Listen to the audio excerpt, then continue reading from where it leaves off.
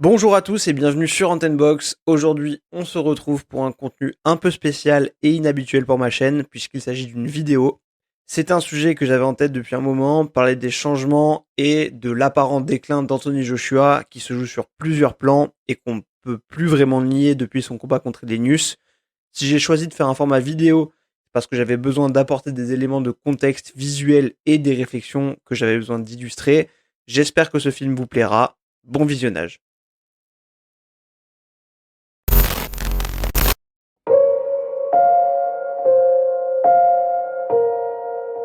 Anthony Joshua avait tout pour lui. Poids lourd, médaillé d'or olympique, champion britannique, champion du monde, qui plus est celui qui a confirmé la fin de l'ennuyeux règne de Vladimir Klitschko, permettant aux lourds de passer enfin dans une nouvelle ère.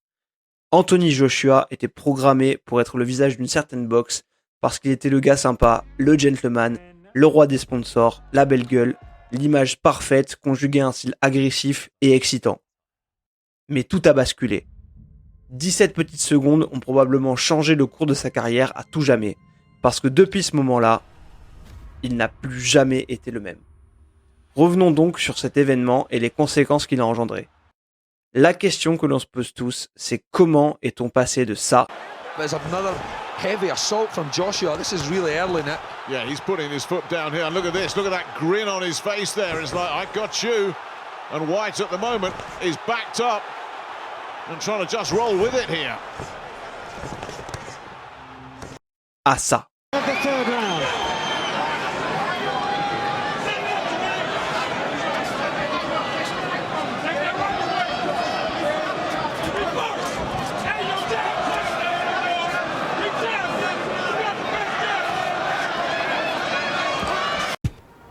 C'est nul! Pour comprendre une telle transformation en termes de style, il faut faire un retour en arrière. Nous sommes en 2019. Anthony Joshua est au sommet de sa gloire. Il est parvenu à unifier quasiment tous les titres de champion du monde poids lourd. La seule ceinture qui lui manque, c'est la WBC. Et elle est aux mains du puncher américain Deontay Wilder. Les négociations sont d'ailleurs en cours pour un combat qui pourrait couronner un champion du monde incontesté des poids lourds. Pour tout un tas d'obscures raisons que nous ne connaîtrons probablement jamais vraiment, le deal n'aboutira pas entre Wilder et Joshua. Mais, Wilder ou pas, Eddie Hearn, le promoteur de Joshua, reste déterminé dans son projet, exporter AJ aux États-Unis. C'est l'américain Jarrell Miller qui sera choisi pour être le futur adversaire de Joshua outre-Atlantique pour un combat mythique au Madison Square Garden. Quelques jours avant le combat, une mauvaise nouvelle tombe. Jarrell Miller a été contrôlé positif sur 3 tests de dopage. Il doit être écarté. Et c'est le Mexicain Andy Ruiz Jr. qui se voit offrir l'opportunité. Le physique de Ruiz laisse présager un combat de routine pour Joshua, ou en tout cas aucune menace. Every fight, I always eat a Snicker before I jump in the ring. It just gives me that extra boost and energy, so I'm really happy, man. Ruiz ne sera qu'un faire-valoir dans la grande soirée américaine de la superstar britannique. Et le début du combat donne raison aux observateurs. Joshua domine tranquillement son adversaire et l'envoie même au tapis sur une accélération dans le 3e round. Tout se passe comme prévu, jusqu'à ce que le diable sorte enfin de sa boîte. Alors que Joshua déroule pour chercher le finish, il prend un terrible crochet sur la tempe qui va l'envoyer à son tour au tapis. Sauf que là où Ruiz a récupéré de son knockdown, Joshua ne va jamais vraiment récupérer du sien. Ses jambes sont déjà parties au vestiaire et le reste de sa soirée sera un long calvaire. Il ira au tapis une 2e fois dans ce 3e round et 2 fois encore au 7e, forçant l'arbitre à arrêter le combat pour un Joshua qui semble avoir abandonné. Do you think he quit? A little bit. I thought he quit. So you're saying he quit? I think that he quit. C'est la catastrophe industrielle. Le rêve américain de Joshua virait au cauchemar. Il va falloir rebondir, mais les stigmates de cette soirée vont rester incroyablement profonds. On ne le sait pas encore, mais cette nuit-là, le style de Joshua, divertissant et agressif, s'en est allé peut-être pour toujours.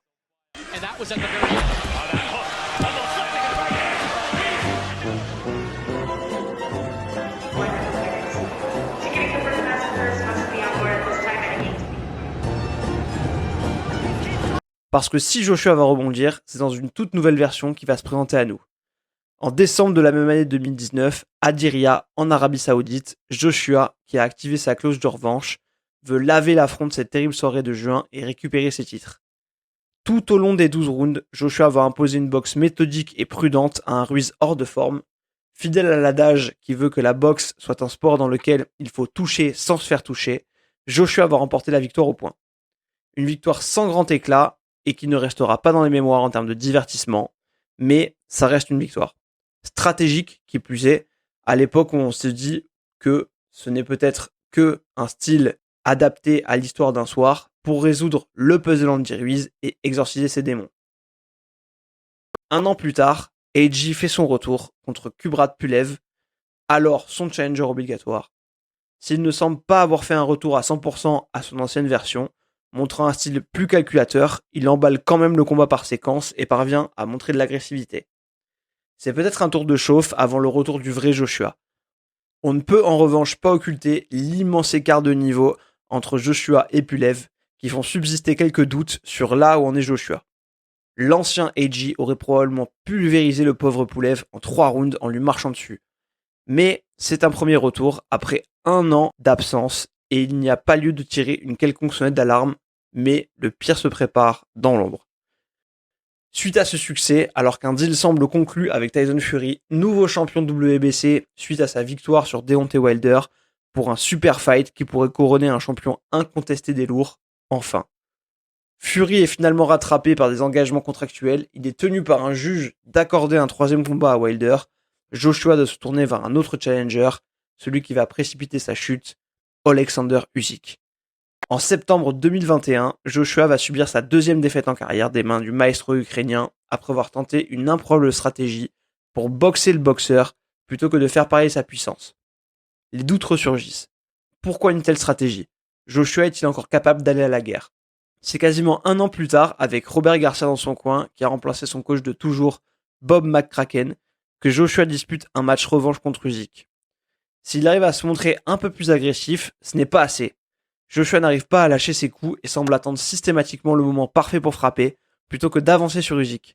Cette nuit-là, en plus de limites techniques face à un boxeur meilleur que lui, Joshua explose aussi nerveusement, laissant entrevoir des fêlures bien plus grandes que de mauvais arbitrages tactiques ou techniques.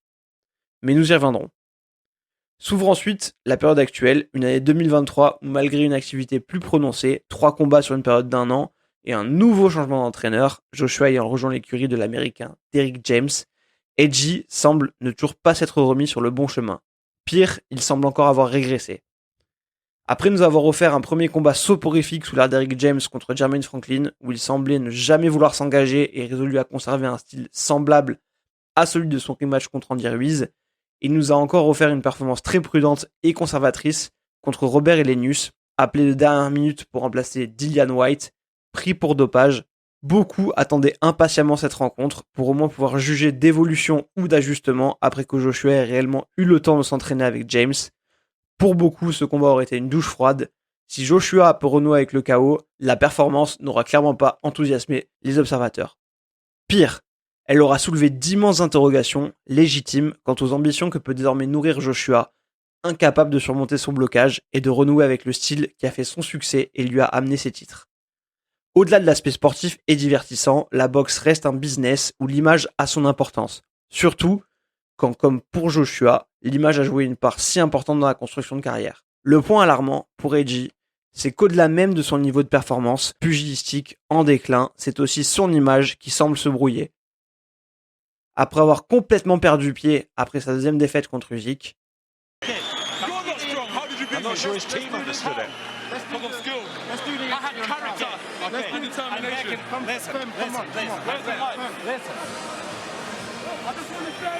il a montré des signes d'extrême nervosité lors de ses 2 dernières sorties.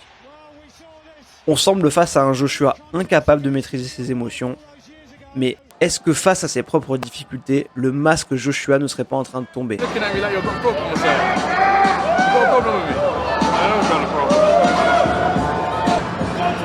Seriously, is everything alright? Okay,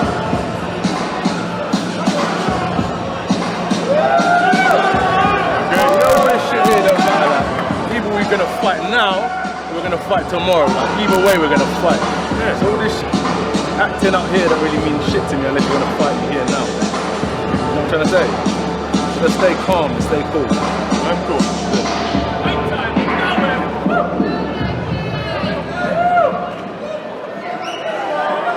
Au-delà de ce visage plus capricieux et tendu qu'il dévoile, Joshua ne semble même plus en phase avec ce qu'il est réellement aujourd'hui en tant que boxeur. Il donnerait presque l'impression de se mentir à lui-même. Quand on le voit promettre d'amener la poudre à Dillian Whyte, I gotta come on smoke.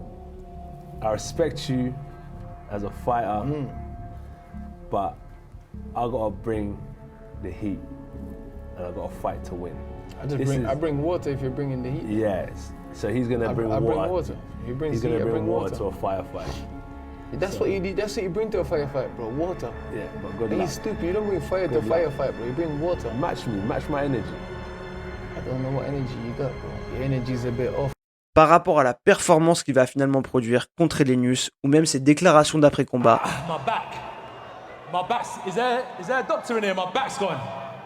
Your back is okay. I'm about to carry this heavyweight division to the top.